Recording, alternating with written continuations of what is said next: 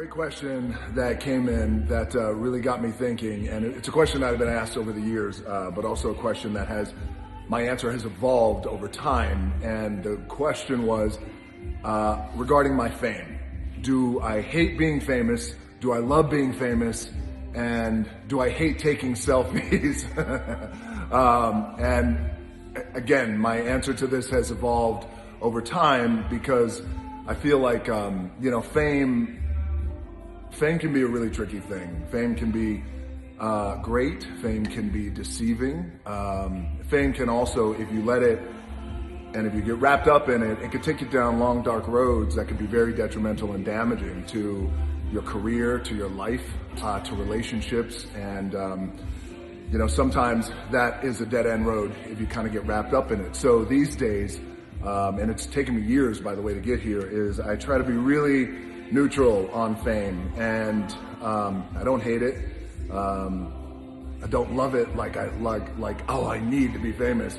No, I'm usually I'm grateful for it, but also again, I keep the meter in neutral there because I don't like to overreact to fame, and I try to underreact to it again because it could be really deceiving. And when I first started to become well known as a pro wrestler, and being famous in the world of pro wrestling, at that time, it actually kind of skewed my perception of what my reality was at that time, and really what the true reality was around the world. And the reason why I share this with you is because it was a lesson that I had learned years and years ago that has actually made me better, more evolved, and more aware about fame these days, so I can appreciate it more. More importantly than appreciating the fame, I can appreciate the fans more, and I can appreciate the customers, the consumers, the people more.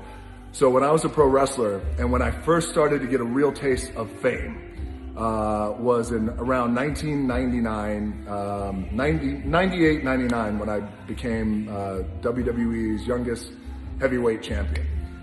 And at that time, you have to understand, the world of pro wrestling, there is nothing like the world of pro wrestling.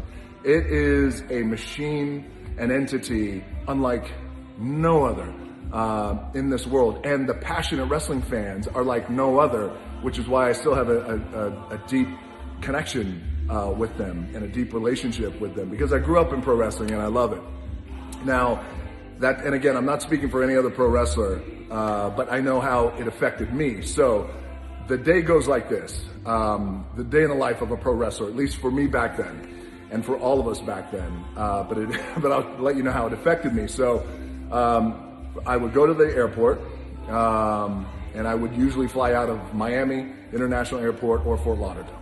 From there, I would then fly to whatever town I was wrestling in, any city across the country. Land, I would go to the rental car, pick up my rental car. From the rental car, I would go to the hotel. I would check in. From the hotel, I would check in, then I would go to the local restaurant, whatever city it was. After that, I would then go to the gym, work out. After that, then go to the arena. I would perform that night in the arena, have a wrestling match, and then get in the car, drive to the restaurant again, if they're still open. I'd have something to eat, and then I'd drive a couple of 100 miles down the road to the next town. Now, from the airport to the rent-a-car, to the hotel, to the gym, to the restaurant, to the arena, everywhere we went, wrestling fans were always there. So, which was great, and they wanted autographs, they wanted pictures, they had memorabilia, they wanted me to sign these WWE belts, they had everything and anything. Now, what happens, this is where fame can be a little tricky and it can be deceptive, and you gotta be careful about it, that you don't get sucked into the vortex of it, because it's created this reality for me back then. Now I'm 25, 26 years old, and the reality it created was, holy shit, I can't go anywhere. I'm so famous that that I can't go anywhere. Guys, I'm going to the airport. I mean, I'm going to the Waffle House, fans are there. I'm going to the local gym, fans are there. Going to the arena, fans are there. Rental car dealership, fans are there. I mean, I don't know. I'm like the Beatles.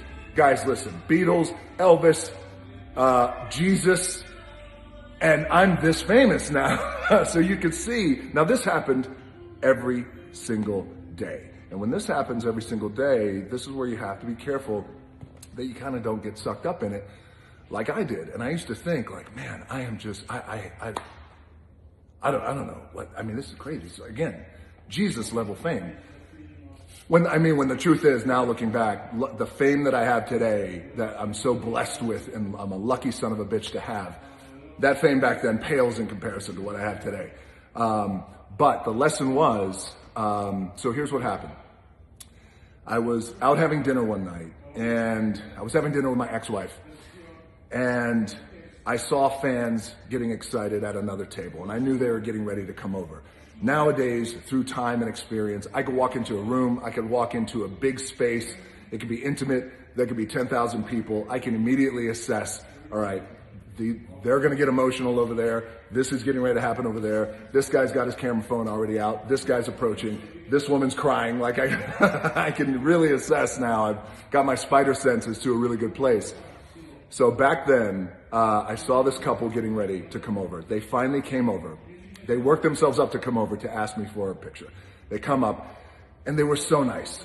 I'll never forget it because it became this moment became my teachable moment and a great lesson that I took with me for life. And I'm so grateful it happened. And I thank this couple, by the way, that they probably had no idea that they were part of a defining moment in my life. So they came over and they were so nice. They said, I'm so sorry. We're so sorry. Can we please have your autograph and a picture? So sorry. And of course I said yes, but how I said yes was a psychological play, like I was playing chess, because I said yes, but in a way that made them feel bad. So I said, sure, yeah, absolutely. Come on, sit down. And in that moment, their demeanor changed, their energy changed. They went from excited and sorry, but really excited, to then they felt bad. And I have goosebumps now thinking about it. And they said, we're so sorry. You know what? Bad idea. You know, the wife is hitting the husband. See, I told you we shouldn't have come over. And I said, no, it's okay. Come on, sit down. They were like, oh, so sorry. So they sit down, we take a picture, and I sign their autographs, I sign their menus. They walk off. As they're walking off backwards and saying, we're so sorry. I said, it's okay. So they sit down. It took all of 30 seconds, not even 30 seconds, for me to realize that I had an opportunity to make somebody feel good, and I made them feel bad. And what an asshole that made me. And what an asshole, rightfully so, that made me feel like. And we did a little exercise at the table, I'll never forget it. And the exercise was, well, let me put myself in their position. Let me put myself in a fan's position when I walk into a room. So I did this little exercise at the table, and I walked through it. And walking through it really helped me, because I thought, okay, if I'm there having dinner with whoever, my friends, my wife, and all of a sudden my favorite celebrity walks in the restaurant, my favorite athlete, my favorite singer, my whoever, oh my God, there they are, right there. They get worked up. I got to go over there and say, I have to go over there and get a picture. I have to go over there and get an autograph. And then they start working themselves up, and then they start having this dialogue at the table. No, you can't go over there. He's with his family, or he's with his wife. You don't do that. He's with his friends. He hates being bothered, or she hates being bothered. Don't bother that woman. No, but I can't. I would never forgive myself if I just don't go over and say hello and try and get something from them in this moment. A picture, an autograph, anything. They work themselves up and they say, okay, let's do it. All right, they get their camera ready. They get their autograph. You got your pen. What are we going to write on? I don't know. Take a menu. Okay, take menus. I don't know. Was the restaurant going to get mad? Who gives a shit if the restaurant gets mad? That's such and such sitting over there. Take the menus. We'll get an autograph on the menus. They finally walk over, and this celebrity, me, in this case, makes them feel bad for coming over. Man, after that, I told myself I would never, ever make anyone feel bad again for coming up to me. And especially now, I mean, again, this level of fame that I've been lucky enough to have, I mean, people are crying when they're coming up and they're shaking and they can't hold the phone like they're doing this. And I tell them, here, give me the phone, and I get a big group together. I got long arms, I take a big selfie.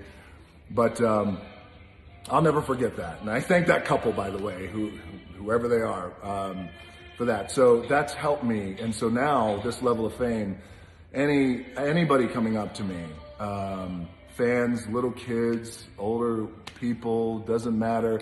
I don't care if they're a billionaire. I don't care if they're blue collar, hard working men and women. Doesn't matter to me. They all get the same treatment, and that treatment is gratitude. And I appreciate you coming up to me and actually asking for my autograph, because, by the way, the alternative to that is I go back to having $7 in my pocket and nobody giving a shit to get my autograph or get my picture. And on top of that, here's the truth.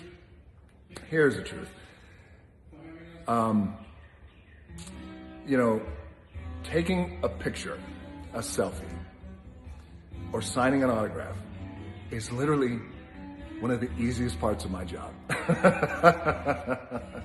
I do a lot of other things that are a lot harder than taking a picture and signing an autograph. So as it relates to fame, I'm neutral on it. I'm so grateful for it.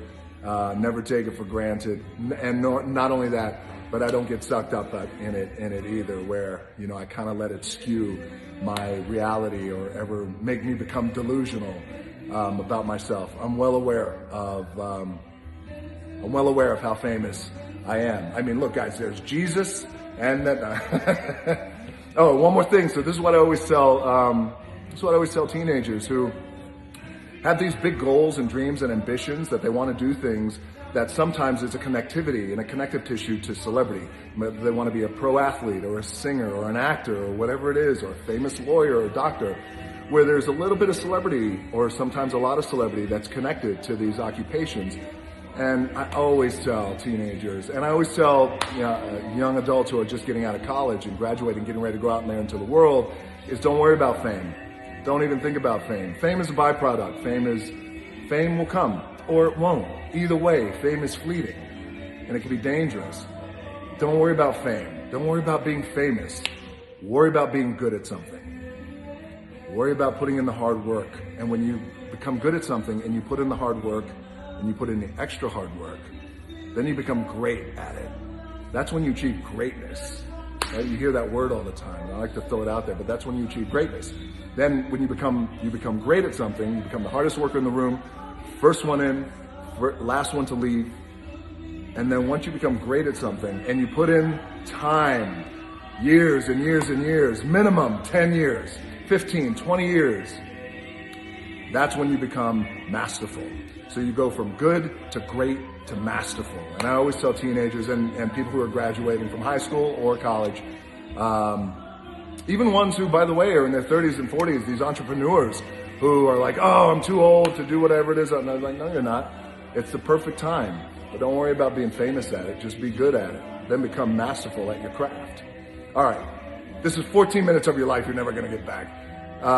Thank you for the question regarding fame. I appreciate it. I'm neutral on it. I'm so grateful for it, though. But more importantly, I'm grateful for the fans, the consumers, the customers, and the people.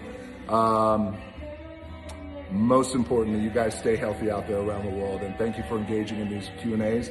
Always some of the best parts of my day. So thank you. Stay healthy. And love you guys, and we'll talk soon.